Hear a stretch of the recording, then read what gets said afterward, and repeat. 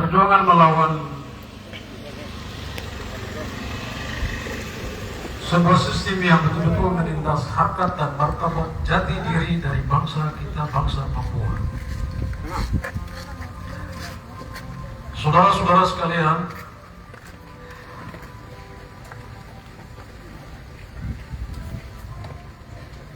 ketika kita bilang rasisme, kita harus ingat bahwa rasisme adalah penyakit.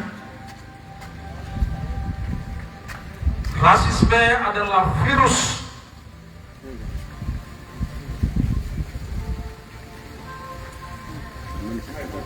Rasisme pertama kali ditularkan oleh orang-orang yang merasa diri superior, merasa bahwa ras lain lebih rendah daripada rasnya, merasa bahwa ras yang lain lebih primitif, terbelakang dari yang lainnya. Dan ingat rakyat Papua, kawan-kawan mahasiswa yang hadir hari ini, karena rasisme itu adalah virus, rasisme itu adalah sakit, bahkan pasiennya sangat susah untuk mendeteksi sakit yang disebut dengan rasisme. Rasisme didukung oleh ilmuwan, pertama kali di Eropa, di Amerika, dibenarkan oleh ilmuwan. Orang-orang ilmuwan menyatakan bahwa secara biologis orang kulit putih jauh lebih terhormat, jauh lebih cerdas daripada orang-orang kulit hitam, daripada ras-ras yang lain.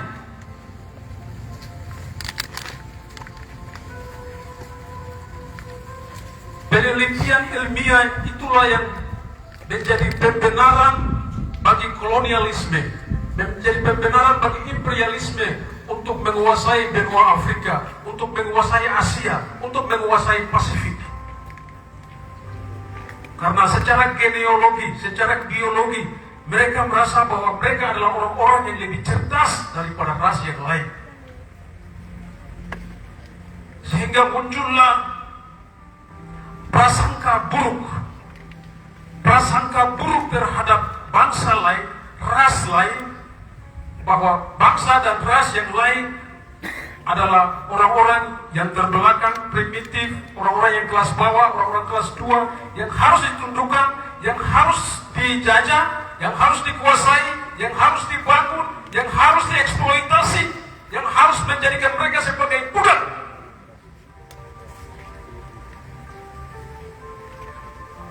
Kembali lagi, karena rasisme itu adalah sebuah virus, dia penyakit. Kolonialisme membawa rasisme itu sampai pada wilayah Pasifik, Asia dan Pasifik. Masuk di dalam budaya cara berpikir orang-orang Asia, orang-orang Indonesia, orang-orang Nusantara. Anda bayangkan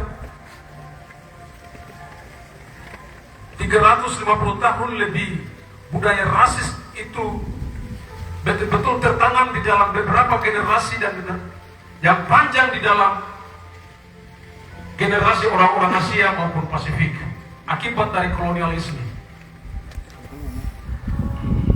Dan karena dia virus, rasisme itu dari pelaku ditularkan kepada korban. Korban itu adalah orang-orang yang terjajah. Ketika Indonesia merdeka, Indonesia berhasil mengusir kolonialisme keluar, tetapi dia tidak berhasil mengeluarkan rasisme yang ditanamkan oleh budaya Eropa terhadap orang-orang Nusantara. Karena dia virus tadi.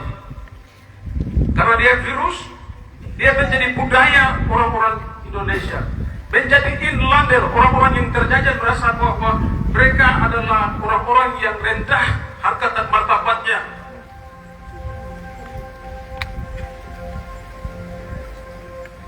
Saudara, saya harus bicara ini untuk menyampaikan bahwa penyakit rasisme itulah yang menyebabkan Soekarno pada Trikora menyampaikan bahwa ras lain, bangsa lain, termasuk bangsa Papua tidak berhak. Mereka adalah bangsa boneka yang tidak berhak untuk menentukan nasib politik mereka sendiri. Itu adalah prasangka rasis. Berasa bahwa orang-orang dari bangsa lain, bangsa Jawa, bangsa Melayu, berasa bahwa orang-orang Papua belum maju, orang-orang Papua masih primitif, sehingga mereka harus ditundukkan, mereka harus diatur, mereka harus dibangun. Nah, apa yang mereka buat? Bangsa dan negara yang sedang dipersiapkan oleh orang Papua tahun 1961 dianggap sebagai bangsa boneka dengan prasangka buruk bahwa orang Papua tidak bisa bernegara sendiri, berbangsa sendiri.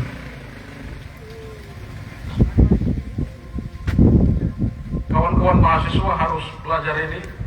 Rakyat Papua kita harus belajar bahwa pencaplokan wilayah ini, aneksasi wilayah ini didasari dengan prasangka rasis. 1962 New York Agreement, 1967 kesepakatan antara Indonesia dan Amerika Serikat dalam kontrak karya Freeport. PPRA 69 tidak melibatkan satupun orang Papua karena dianggap bahwa orang Papua adalah orang yang primitif, orang Papua tidak berhak untuk menentukan nasib politiknya sendiri, orang Papua perlu diatur, sehingga semua perjanjian diatur berdasarkan kesepakatan sepihak antara orang-orang yang merasa diri superior, antara Amerika Serikat, Belanda dan Indonesia, tanpa memperhitungkan rakyat Papua sebagai selaku pemilik sah bangsa dan tanah air ini untuk menentukan nasib politiknya sendiri. Itu adalah rasis.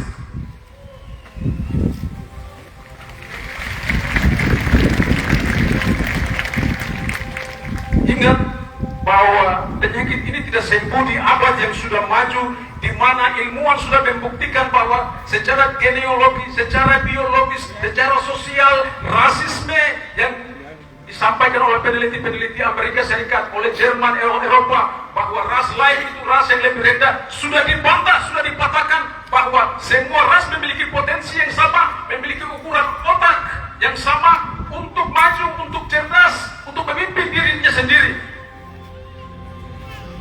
Jadi ingat bahwa secara ilmu, secara ilmiah sudah membuktikan bahwa semua ras di dunia ini memiliki kesempatan yang sama, punya peluang yang sama untuk maju.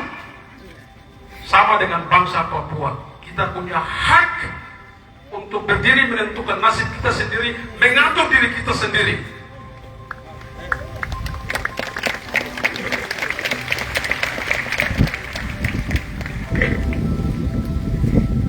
Karena rasisme tadi itu adalah penyakit, kolonialisme Indonesia menginjakan tanah ini, karena tadi adalah virus yang menyebar, dia juga meninggalkan virus itu terhadap orang Papua. Jadi dari Eropa tiba di Jawa, dari Jawa tiba ke Papua. Apa dalam bentuk Papua? Hari ini, kalau Anda masih merasa bahwa Anda tidak mampu, tanyakan pada pikiran Anda, otak Anda, apakah di dalam otak Anda, otak saya, ada kesadaran palsu? Kesadaran palsu yang mengatakan bahwa kami bangsa yang inlander, kami bangsa yang rendah, kami bangsa yang tidak mampu, kami harus diatur oleh orang lain. Berarti Anda sedang mengidap penyakit yang namanya rasis.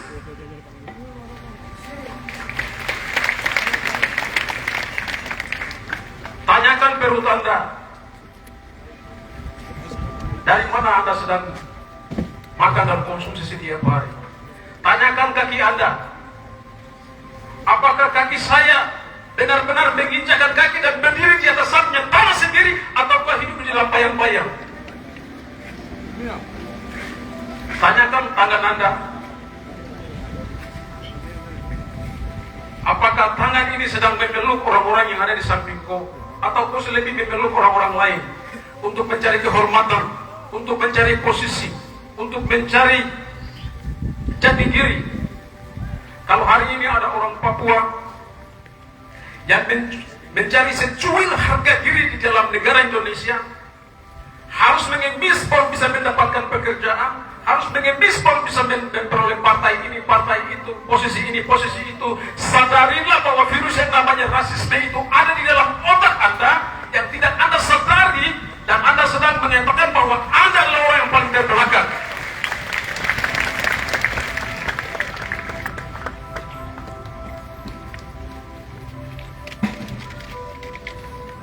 Jadi kalau kita mau bilang rasisme, rasisme itu bukan soal warna kulit. Orang lain menjajah kita lalu bilang bahwa kita monyet. Ya memang monyet kita jadikan sebagai simbol perlawanan. Monyet itu bentuk ejekan terhadap orang lain yang menyatakan bahwa martabat kemanusiaan dia sama dengan binatang yang disebut monyet. Ya kalau orang bilang domba, ya ini Bapak Pendeta orang ada. Jadi orang bilang domba itu bagus. Apa itu? Binatang yang bagus, binatang yang mantap.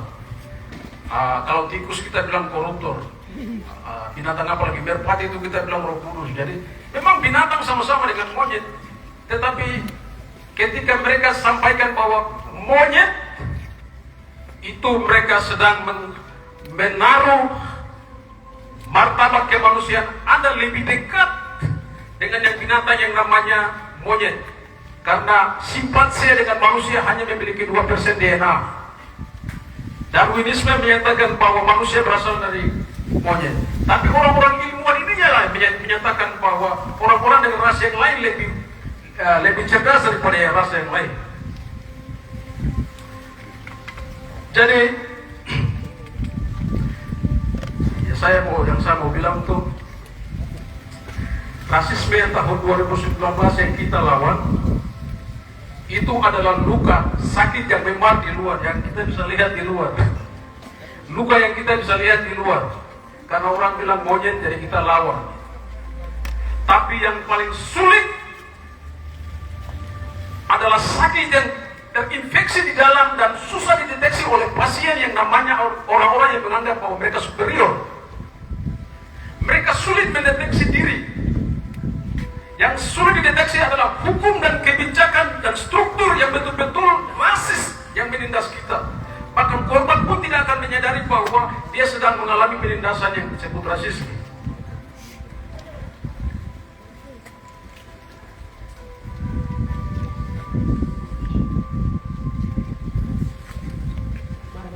Hari ini sampai pas, tapi di pintu keluar, pintu kecil di lapas Sapepura, saya tadi sampaikan kepada wartawan bahwa memang hari ini saya bebas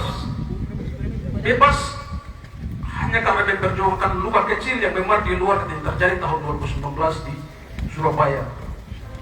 Tetapi yang paling sulit adalah membebaskan. Ingat ini kawan-kawan yang berjuang untuk rasisme, pembebasan untuk saya selalu hormat untuk kalian. Tetapi perjuangan kita berikutnya adalah membebaskan orang-orang yang terpenjara di dalam paradigma rasis.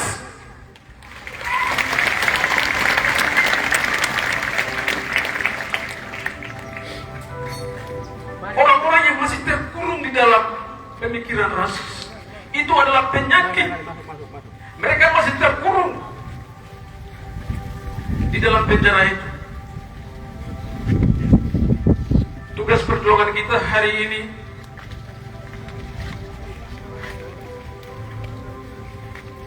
mari kita selidiki diri, kasih tahu kepada semua orang, kasih tahu kepada generasi besok bahwa mereka harus berdiri di atas mereka punya kaki sendiri. Mereka harus bebas dari pemikiran-pemikiran yang rasis. Kita berulang kali saya katakan bahwa kita tidak bisa melawan rasis dengan rasis. Biarkan mereka yang rasis terhadap kita orang Papua, tetapi kita orang Papua, kita akan tunjukkan bahwa kita manusia yang bermartabat. Kita tidak akan rasis terhadap bangsa lain. Kami melawan bangsa lain, kami melawan penindasan, kami melawan penjajahan. Kami tidak melawan bangsa lain berdasarkan kulit, warna, rambut, dan segalanya. Kami menunjukkan bahwa kami manusia yang bermartabat, kami manusia yang bermartabat. Dari ujung pulau yang paling batas antara Papua dan Indonesia, Pulau Bo, Raja Empat, sampai ke Kiwirok. Paling utara Pulau Bovendo, Mapendo sampai ke Al-Masyu, kita memiliki 414 bahasa. Orang bilang bahasa itu bahasa itu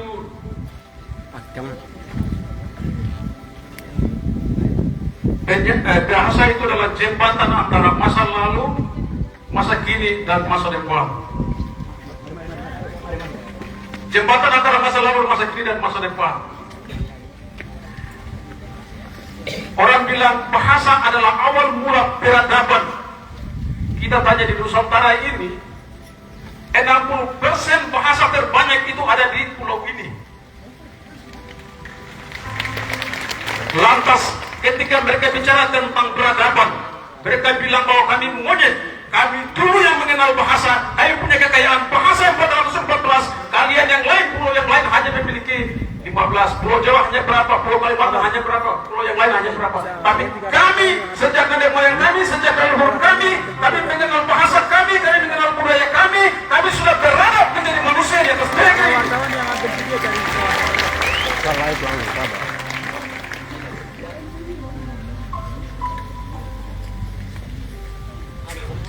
Saya mau sampaikan, tinggalkan pesan satu hal. Kawan-kawan yang di mahasiswa, siapapun engkau yang bekerja dimanapun, ingat bahwa ketika penyakit rasisme ini tidak mampu kita atasi, Anda hanya akan menjadi boneka, Anda hanya akan menjadi alat pajangan, wayang, Anda hanya akan menjadi orang-orang yang tidak diperhitungkan. Berdiri di atas kaki kita sendiri, hargai orang lain, hargai teman lain. Kalau di dalam perjuangan, konteksnya ketika kita tidak mampu bersatu, kita tidak mampu menyayangi rakyat kita sendiri, kita tidak mampu berangkat dari tanah air kita sendiri, dan kita masih bergantung kepada kekuatan bangsa lain, kita masih berharap Amerika, kita masih berharap Inggris, kita masih berharap PBB, itu berarti watak rasis itu belum kita keluarkan dari otak kita. Karena kita tidak mampu merasa bahwa kita mampu berdiri di atas tanah kita dan kita usir penjajah. Saya mengajak bahwa perjuangan ini ada di atas tanah ini. Mari kita baku gandeng, siapapun organisasinya, mari kita baku gandeng. Kita mulai dari tanah ini, kita mulai dari negeri ini, kita mulai baku sayang, kita mulai baku gandeng. Perbedaan itu hal yang wajar, tapi kita tidak boleh runtuh. Kita tidak boleh runtuh. Kita harus maju. Kita harus maju karena harapan itu ada. Kita punya kekuatan suara hari ini. Mungkin orang lain menganggap bahwa kita hanya punya kekuatan suara, tetapi kita, ketika kita bersatu dan kita bersuara, mulai dari aksi rasisme ini, Malcolm X itu seorang aktivis rasis di Amerika Serikat, favoritnya saudara Eman Gubai ini, dia bilang begini, bila engkau tidak bisa berdiri untuk sesuatu, maka engkau akan jatuh di dalam segala sesuatu. Saya ulang, bila engkau tidak bisa berdiri untuk sesuatu, maka engkau akan selalu jatuh di dalam segala sesuatu.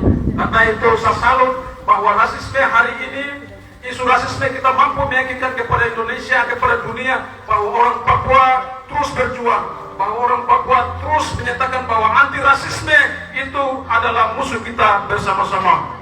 Saya menyampaikan terima kasih kepada kawan-kawan yang terus berjuang mulai dari tahun 2019 yang mengawal di rumah sakit, kawan-kawan pengacara yang setia, kawan Eman, kawan Gustav, kawan Mercy, kawan Anu Siregar, kawan-kawan di koalisi hukum dan HAM yang betul-betul mengawal kasus ini.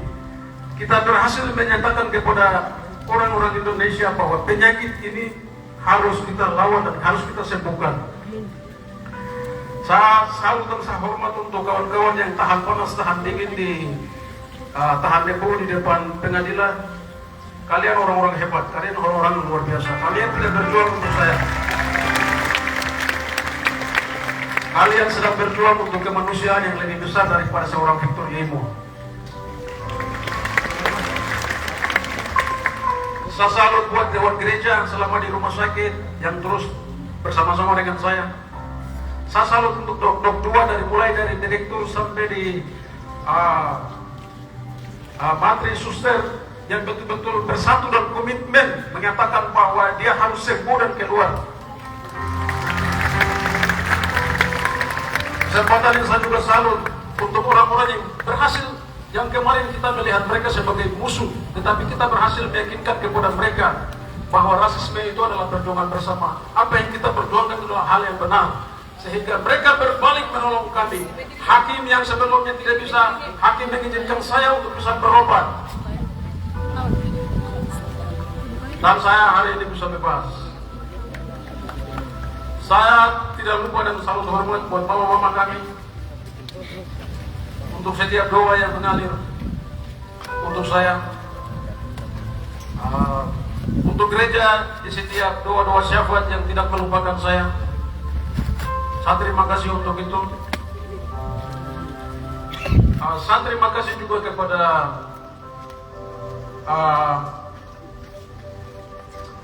yang kemarin kita bilang lawan, tapi orang-orang polisi, orang-orang di LPAP Pura, pada akhirnya kompanya kita melawan rasisme mampu membuat mereka sadar bahwa apa yang kita perjuangkan itu adalah hal yang benar. Sehingga kalau hari ini saya keluar tanpa sesuatu yang terjadi, dulu mungkin kalian lihat saya begitu agak kurus sedikit, tapi mungkin sekarang kalau isi sedikit, itu artinya bahwa kita mampu meyakinkan kepada orang-orang yang sebelumnya bersebelahan secara nasionalisme yang sempit, tetapi mereka mampu melihat kasus ini sebagai kasus perlawanan bersama terhadap rasisme. Saya bersyukur buat itu. Saya bersyukur dan terima kasih buat keluarga yang selalu menjadi fondasi untuk saya, istri, mama, anak, dan semua. Kalian luar biasa. Kalian adalah jiwa saya. Kalian adalah teman perjuangan saya.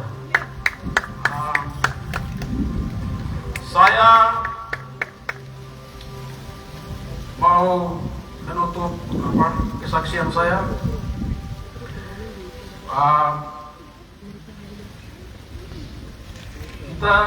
Saya secara pribadi, saya betul dengan kawan-kawan yang banyak di sini belajar tentang banyak teori, bahkan sampai kita menyatakan bahwa tidak ada sebuah energi kekal, tidak ada sebuah energi kekal di dalam dunia ini di mana segala sesuatu dikontrol oleh materi melalui hukum-hukum alam, di mana eksistensi tentang Tuhan itu sangat kita tidak tempatkan pada posisi yang depan. Tetapi dari setiap pengalaman, saya mau pesan kepada kawan-kawan bahwa pengalaman akan membuat Anda bertemu dengan yang namanya Tuhan.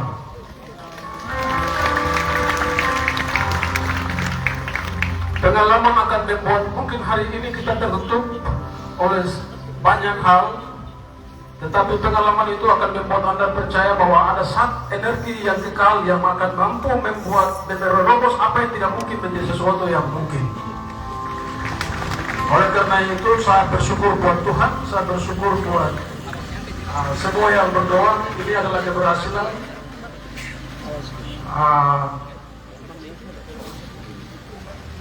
Saya pikir itu yang bisa saya sampaikan untuk hari ini. Perjuangan Papua tetap akan jalan.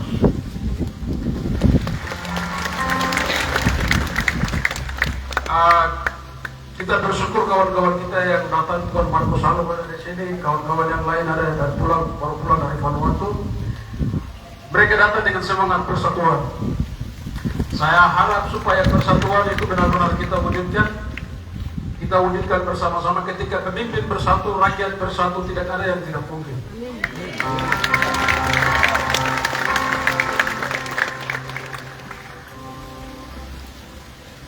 Wajan B. Yekbo, Dorbomo, Foi, Kinaonahu, Amanoi, Koha, Koya, Wa.